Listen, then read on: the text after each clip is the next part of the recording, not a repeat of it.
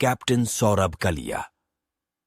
सौरभ कालिया भारतीय सेना के एक अधिकारी थे जो कारगिल युद्ध के दौरान मारे गए थे, जबकि उन्हें पाकिस्तानी सेना द्वारा युद्धबंदी के रूप में रखा गया था। उन्हें और उनके गश्ती दल के 5 सैनिकों को नियंत्रण रेखा पर गोलीबारी के बाद पाकिस्तानी सैनिकों ने पकड़ लिया था और उन्हें फांसी देने से पहले कथित तौर पर प्रताड़ित किया गया था। पाकिस्तान सरकार ने पाकिस्तानी हिरासत के दौरान भारतीय सैन्य कर्मियों को प्रताड़ित किए जाने के सभी आरोपों को खारिज कर दिया है। सौरभ कालिया का जन्म 29 जून 1976 को अमृतसर, पंजाब, भारत में विजया और एन.के. कालिया के घर हुआ था। उन्होंने पालमपुर, हिमाचल प्रदेश में DAV पब्लिक स्कूल में पढ़ाई की और फिर 1997 में हिमाचल प्रदेश कृषि विश्वविद्यालय से प्रथम श्रेणी में BSc मेड की डिग्री के साथ स्नातक की उपाधि प्राप्त की। उन्होंने अपने पूरे शैक्षणिक करियर में विभिन्न छात्रवृत्तियां जीतीं। कालिया को अगस्त 1997 में संयुक्त रक्षा सेवा परीक्षा के माध्यम से भारतीय सैन्य अकादमी के लिए चुना गया था और 12 दिसंबर 1998 को कमीशन दिया गया था। उन्हें कारगिल सेक्टर में 4थी बटालियन जाट रेजिमेंट में तैनात किया गया था, जहां वह 31 दिसंबर 1998 को जाट रेजिमेंटल सेंटर बरेली में रिपोर्टिंग करने के बाद जनवरी 1999 के मध्य में पहुंचे थे। मई 1999 के पहले 2 हफ्तों में कारगिल जिले के काकसर लांगपा क्षेत्र में यह देखने के लिए कई गश्त किए गए थे कि क्या बर्फ इतनी कम हो गई है कि क्षेत्र पर फिर से कब्जा किया जा सके।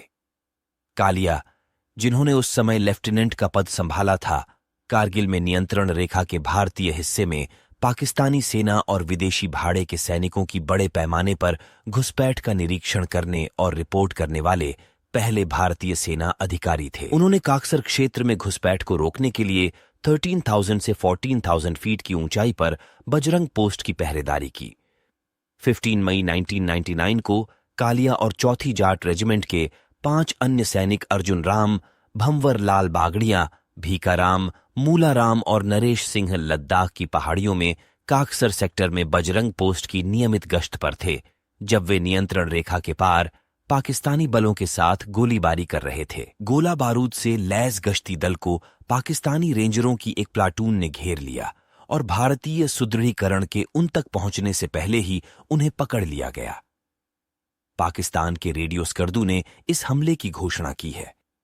भारतीय अधिकारियों ने दावा किया कि कालिया और उसके लोगों को 15 मई 1999 से 7 जून 1999 तक बंधक बनाकर रखा गया था और उन्हें यातनाएं दी गईं।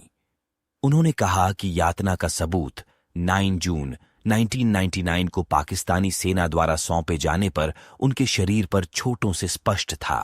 भारत द्वारा की गई पोस्टमार्टम जांच में बताया गया है कि कैदियों को सिगरेट से जलाया गया था। कान के ड्रम गर्म छड़ों से छेदे गए थे। कई टूटे हुए दांत और हड्डियां थीं। खोपड़ियां टूटी हुई थीं। आंखें जो निकाले जाने से पहले पंचर हो गई थीं। कटे हुए होंठ, कटी हुई नाक और अंग और जन्नांग कटे हुए थे। परीक्षाओं के अनुसार इन चोटों से पहले बंधकों को सिर में गोली मार दी गई थी। हालांकि द गार्डियन ने नोट किया कि पोस्टमार्टम में कोई स्वतंत्र अंतर्राष्ट्रीय पर्यवेक्षक नहीं था। 15 जून 1999 को भारत ने युद्ध के कैदियों की यातना और हत्या के लिए जिनेवा कन्वेंशन के उल्लंघन का नोटिस पाकिस्तान को दिया।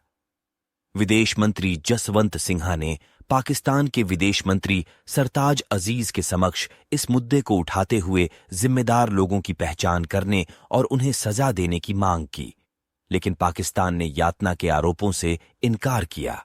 14 दिसंबर 2012 को पाकिस्तान के आंतरिक मंत्री रहमान मलिक ने कहा कि उन्होंने हाल ही में मामले के बारे में सुना था और यह ज्ञात नहीं था कि कालिया को पाकिस्तानी गोली से मारा गया था या मौसम के कारण मृत्यु हो गई थी।